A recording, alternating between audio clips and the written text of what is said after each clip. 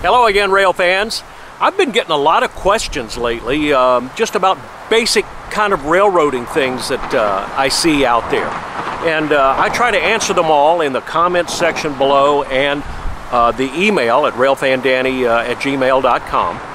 But I thought I would do a little video here answering some of the most frequently asked questions that you guys have posed out there. The most numerous one, the most frequent one I've gotten recently is about Amtrak. When they see an Amtrak train out rail fanning and hear the train on the radio calling out the signal, and then you'll hear on your scanner a second voice repeat that signal back to the engineer on another radio somewhere. What is that? Well, let's come right here to Navy Y in Tampa and I'll show you. Number 91, Amtrak 40 south, restricting north line. Restricting 91. Amtrak train 91, the southbound Silver Star, is rolling toward its Tampa stop.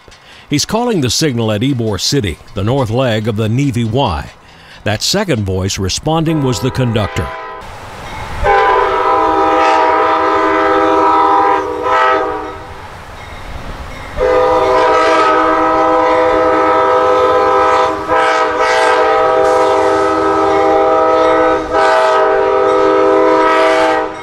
On CSX, rules state that crew members at the controls of the locomotive must announce by radio the train number, direction of travel, and the aspect of signals, especially if other crew members are not in the cab, as in the case of passenger trains. So, what you're hearing on your scanner is the engineer calling out that information per the rules, and the conductor on his handy-talkie radio, probably back in the cafe car, replying in confirmation. Amtrak number 91, Amtrak engine number 40, clear, Navy Y. Clear, 91. You'll only hear the conductor when the train is near you, because he or she is on that 5-watt handheld radio inside a steel train car, limited range. 91 is heading into the Navy Y here at Ybor City because he must back the train into Tampa's stub-end Union Station.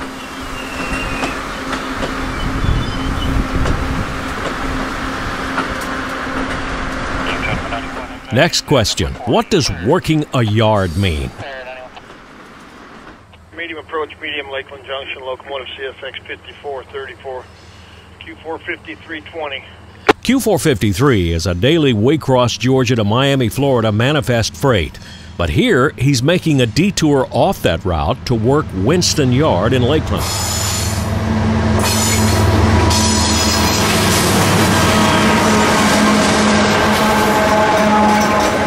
Working a yard most often means making a stop along the way to drop off or pick up cars, whether they be loads or empties. 453 is bringing in roadway equipment for a big tie replacement and resurfacing project somewhere in the area.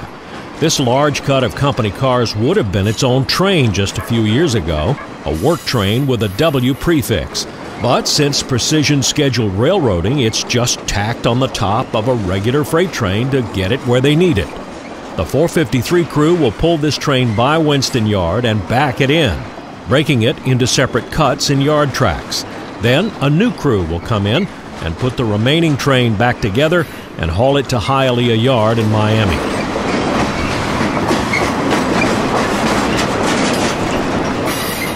Florida rail fans will recognize this spot as Lakeland's old SCL passenger station. It's been out of service for 20 years and CSX has taken almost that long to demolish it, just finishing taking down the canopy in early 2021, the concrete rubble being used to fill up the trenches of the middle station track.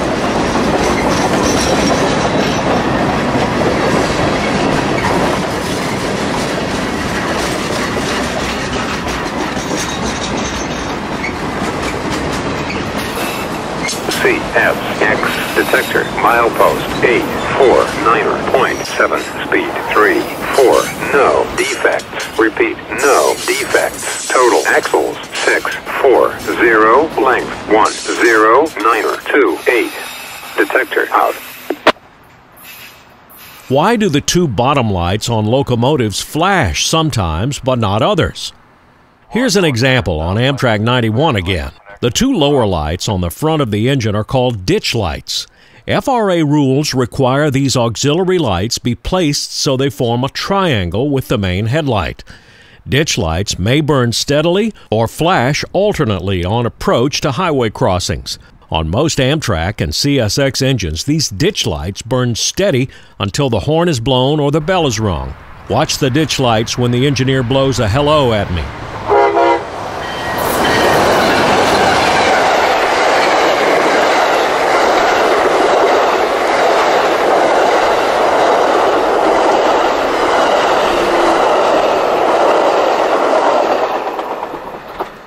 What is a man-down test? Since the 1990s, many railroads, including CSX, have employed remote-controlled yard switchers to allow one employee to operate as a crew to switch cars. This was a cost-saving move. One crewman can work an entire shift alone, shuffling cars, breaking up a train, or putting a new one together, and doing all the work of a two-man crew. Engine 8214 is an SD40-2. At one time a mainline road switcher, now placed in yard service and fitted with remote control equipment. The amber strobe lights on the cab indicate this. With the radio remote control, this man can fully run the engine for yard switching, slow speeds, short distances, with full control of throttle, brakes, even the horn and bell. He also throws the track switches, couples up cars, and laces up brake lines. At the beginning of every remote switcher shift, the crewman must perform a man-down test. This is a safety system to protect the employee working out there alone. If the operator falls to the ground, a tilt sensor in the remote control will transmit a man-down broadcast, immediately alerting other people in the yard that something is wrong. The test is to ensure that before every shift, this system is functioning. Why do locomotives sometimes run backwards on local switchers? Here on the Hillsboro Spur in North Tampa, train 0728 is running long hood forward as it pulls in to switch the Yuengling Brewery. The crew must first cut off from the train and run around it on the secondary track so they can shove the cars into the dead-end tracks at Yuengling.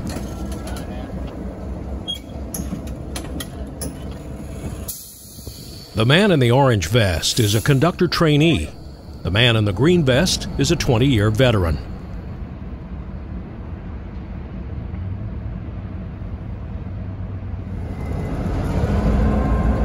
Come in here 2 to 3 times a day. Years ago. When Bush was running, yeah.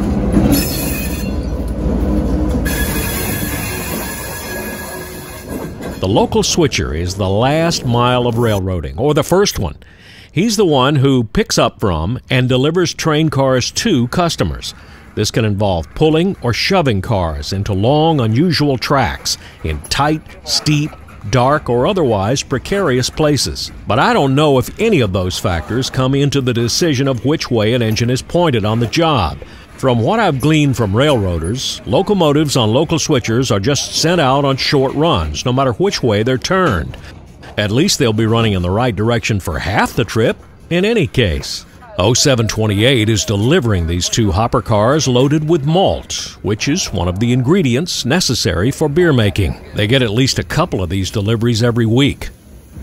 The lumber cars, which are not involved in this delivery, could have been cut off down there west of the switch, but that would require an additional and unnecessary move.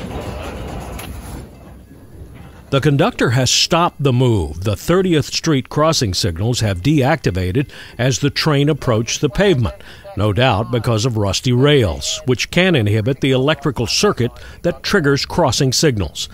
These old rails, likely from the seaboard coastline era, are only used once or twice a week for Yuengling. They are the only customer left on the Hillsboro Spur.